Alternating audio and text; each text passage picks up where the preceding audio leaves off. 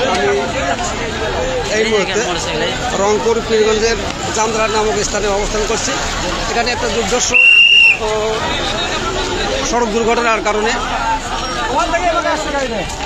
অনেক লোক আহত এবং একজন নিহত হয়েছেন। এই যে গাড়িটা দেখা যাচ্ছে, এখানে একজন গাড়িতে যে মোটরসাইকেলের সাথে অ্যাক্সিডেন্টটা হয়েছিল, দুর্ধর্ষ অ্যাক্সিডেন্টের এখানে মোটরসাইকেলটি এই গাড়িটি দেখার জন্য চেষ্টা করছে। যেখানে গাড়িটি কীভাবে আছে আপনারা দেখছেন।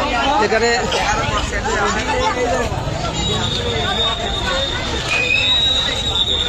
ফায়ার সার্ভিসের দল এখানে বিভিন্নভাবে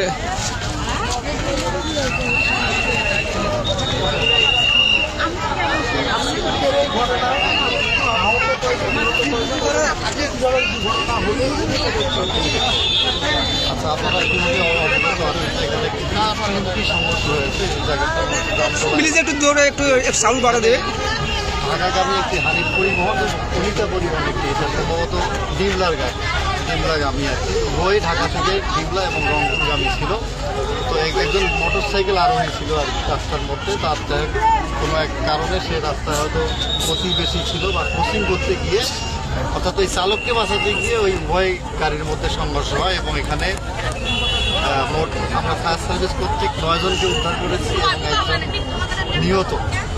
নিহতকে কোনো পরিষেবা দিয়েছে। জি, 9 জন আহতকে আমরা পীরগঞ্জ মেডিকেলে রেফার করেছি এবং একজনকে এখনো এখানে আছে, যাকে আমরা পুলিশের কাছে।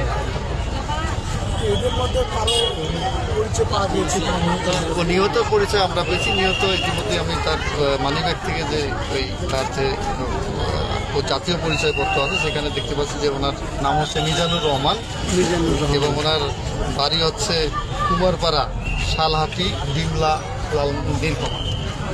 জি জি, ওনার বাড়ি